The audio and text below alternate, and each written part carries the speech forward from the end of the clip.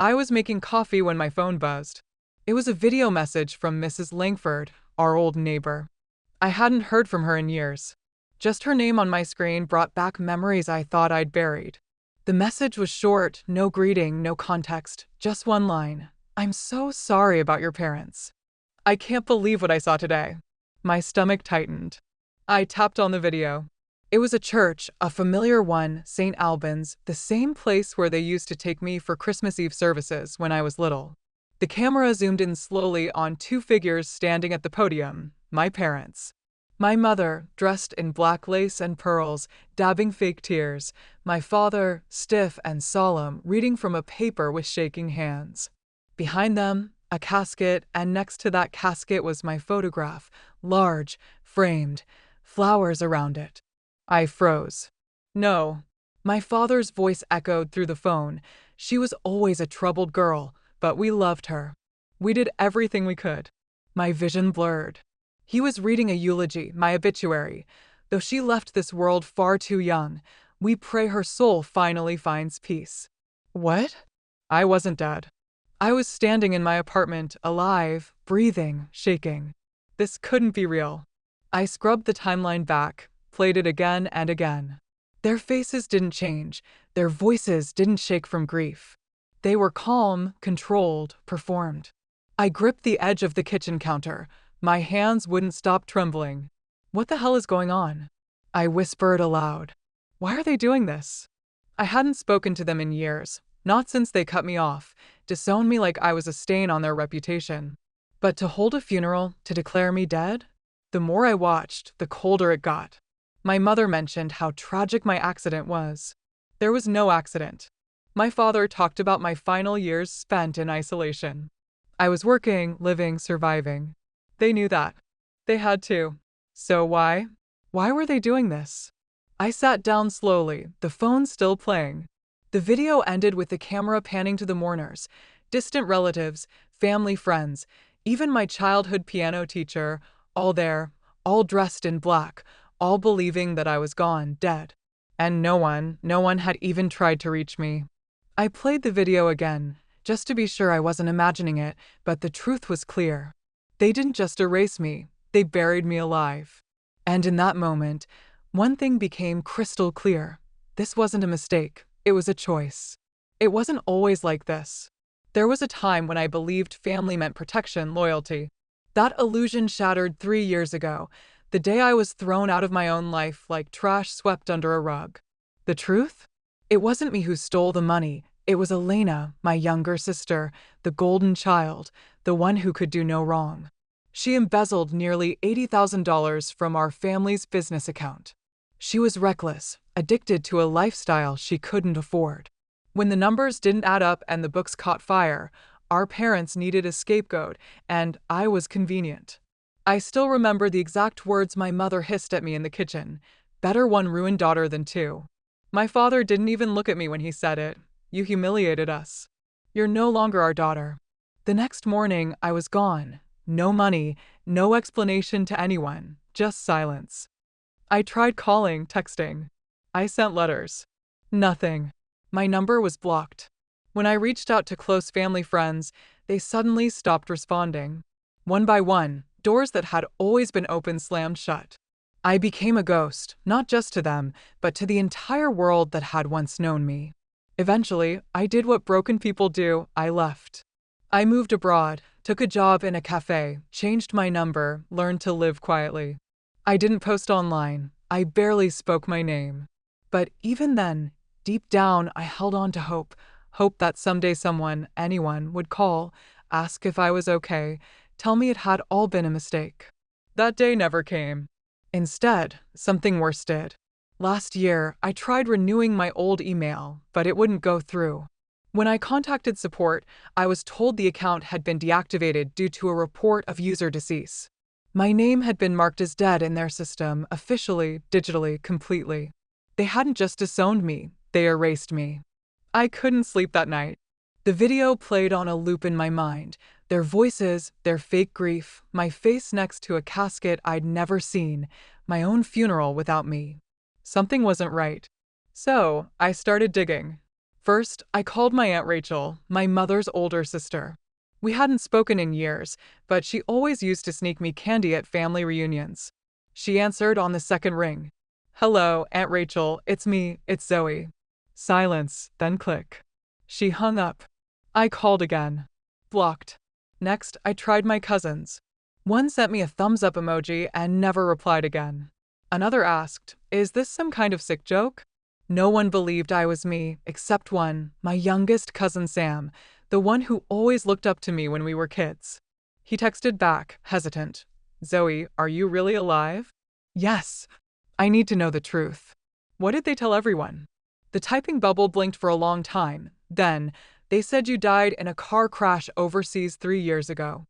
My stomach dropped. They had a whole story, said it happened while you were traveling, that it was too late to bring you home, cremation, closed casket. I nearly dropped my phone. There had never been a car crash. I'd never even owned a car while abroad. Something in me snapped. I pulled out every document I had, passport stamps, rental records, immigration papers. I had never been in an accident. I had never gone missing. So, I checked the Public Records Office online, and there it was. Zoe Dekwa, date of death July 16th, cause, road accident, status, deceased, certificate ID, ARF 91327. They forged it. They made me legally dead. I stared at the screen, frozen. This wasn't grief. This wasn't denial. This was a cover-up. But what were they hiding that was worth burying me alive? I should have stopped digging, but once you realize your own family buried you alive, you have to know why. I found my answer in a place I hadn't looked in years, Elena's Instagram. She'd gone public again, and there it was, a glittering carousel of images. White roses, champagne fountains, a diamond the size of a small planet, Elena's wedding. Everyone was there, Aunt Rachel, smiling like she didn't hang up on me, my cousins, clinking glasses, even Great Uncle Theo, who lived in another country and never showed up for anything. But not me, not one mention, not one photo, not even a "wish Zoe could have been here" caption. I was gone, erased, like I never existed. Until I looked closer. In one of the photos, taken at the reception, there was a speech in progress, a toast. Her husband stood, smiling, and next to him, my father, holding a wine glass, speaking into a microphone, grinning.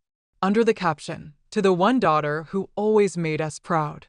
And there it was, the switch, not just forgotten, replaced. Curious, I searched the family business registry. A few clicks and my blood went cold. The trust fund my grandparents had left for me, college, startup money, everything, was transferred to Elena 6 months after my death, legally, quietly. She didn't warn me, she profited off me. I stared at her smiling face, white dress sparkling in the sun, and it hit me. My sister didn't just replace me, she erased me. Enough was enough. If they wanted me dead, they were about to see just how alive I really was.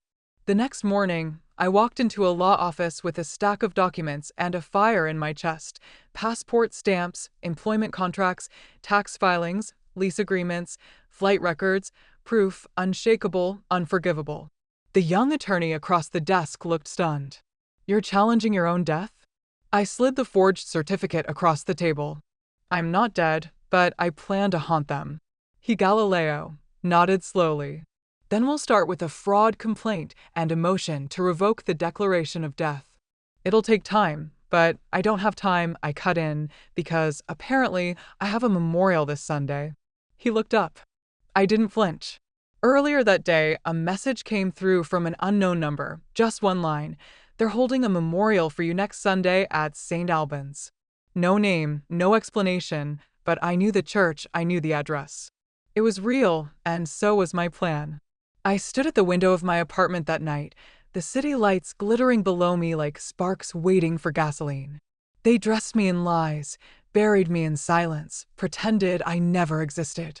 But now I had a stage. Let them grieve, let them cry, let them perform. And when the curtain lifts, let's give them a funeral to remember. St. Albans had never looked so full. Cars lined the street like a parade of grief. The heavy doors of the church stood open just long enough to let in mourners dressed in black, weeping, whispering, hugging each other like tragedy had touched them personally. I watched from across the street, black coat, sunglasses, still invisible. It was surreal, like watching a play about a character who looked like me, sounded like me, but wasn't me at all. Inside, the performance had begun. The organ played something slow and tragic. Candles flickered beneath my photo, the same one they used on the fake obituary. I remembered the day it was taken. I was smiling for real back then. My father stood at the pulpit, face solemn, voice just loud enough to carry. She was troubled, but we loved her. She lost her way, and though we couldn't reach her, we never stopped praying she'd come back to us. My mother sat in the front row, dabbing tears with lace-trimmed tissues like she'd practiced for weeks. Her sobs were delicate, perfect. And Elena, she stood next, pearls clutched like they were keeping her heart from falling apart. My sister, Zoe, was complicated, but she was mine. I wish I could have said goodbye. A lie wrapped in a tear, tied with a bow. I stepped closer to the door, just enough to hear it. The priest raised his hand solemnly. May she rest in peace. I exhaled slowly. Not yet. The show was still going, but the main character hadn't arrived. Let us now stand for a moment of silence. The priest's voice echoed through the church like a final curtain call. Everyone rose to their feet, heads bowed, eyes closed, hands folded politely over hearts. And in that breathless pause, I pushed open the doors. The sound was sharp, deliberate, two heavy oak doors groaning open like a tomb splitting in half. The cold light from outside poured into the church, spilling down the aisle like a spotlight, and I stepped into it, slowly, deliberately. Each heel strike on the marble floor echoed like a gunshot. Click, click, click. The silence cracked open. Gasps. A few people turned, then more. Whispers bloomed like wildfire. Is that? It can't be. A child's voice pierced the tension. Mom, isn't that her? I took off my sunglasses. Eyes met mine, wide, disbelieving, terrified. My mother's face went pale, her lips trembled, then she crumpled, a hard, theatrical faint. Her body dropped like she'd rehearsed it. My father's mouth hung open. A wine glass slipped from his fingers. It shattered against the pew. Elena locked eyes with me and froze. Her jaw clenched, her pearl necklace twisting in her grip. A half-full glass of champagne tumbled from her hand and splashed across her perfect white shoes. The priest, stunned, took a step back. I kept walking. Every eye in the building followed my steps like they weren't sure if they were seeing a ghost or a reckoning, and maybe I was both. I didn't say a word. I didn't need to. My presence was the thunder after the lie, the consequence they prayed would never come. By the time I reached the front of the aisle, the room was holding its breath. I turned, faced them all, and smiled. Let the truth begin. I stood at the front of the church, beneath my own portrait, the same photo they used to eulogize me, to bury me. I turned to face the crowd, dozens of eyes staring at me like I'd risen from the grave. Good. Let them look. I cleared my throat once and spoke into the silence. I heard I died, but I'm here to correct the story. A ripple went through the room. No one moved. Some had phones in their hands, but forgot to blink, let alone hit record. There was no accident, no tragic car crash overseas, no closed casket because the body was unrecognizable. I pulled a folder from my coat, thick, stamped, sealed with government marks and international dates. These are my passport stamps, my employment records, tax filings, apartment leases. I've been alive. I've been working. I've been surviving. The only thing I lost was them. I turned to my parents. They told the world I died, faked the documents, filed a certificate. And when I was legally gone, I turned my eyes to Elena, who stood frozen. Fingers clenched around her pearls, they transferred everything to her. My trust fund, my inheritance, my life. Elena opened her mouth, tried to speak. I didn't let her.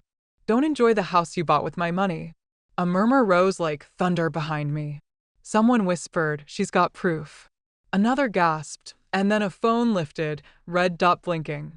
Someone was filming. Good. Let the world see this funeral for what it really was, not a farewell, a cover-up. You didn't lose a daughter, I said, staring my father down. You threw her away, and now you get to watch her walk back in. The lies were ashes, and I had just lit the match. I turned back one last time. My father's face was pale, my mother still trembling in her seat, Elena, hollow, defeated, no pearls to clutch now. You buried me to protect yourselves, I said calmly, but I came back to haunt you with the truth. No more shouting, no more lies, just silence, heavy, final. As I walked out, the church bells began to ring. How fitting, a funeral bell, but this time, not for me. Montage. I handed the documents to my lawyer, signed the final page, watched the death certificate get torn in half. My legal resurrection was official. An investigation opened into fraud, false reporting, and embezzlement. Let them try to lie now. Voiceover, steady and quiet. Sometimes you have to die in their world to be reborn in your own. And this time, I wasn't coming back for forgiveness. I was coming back for freedom.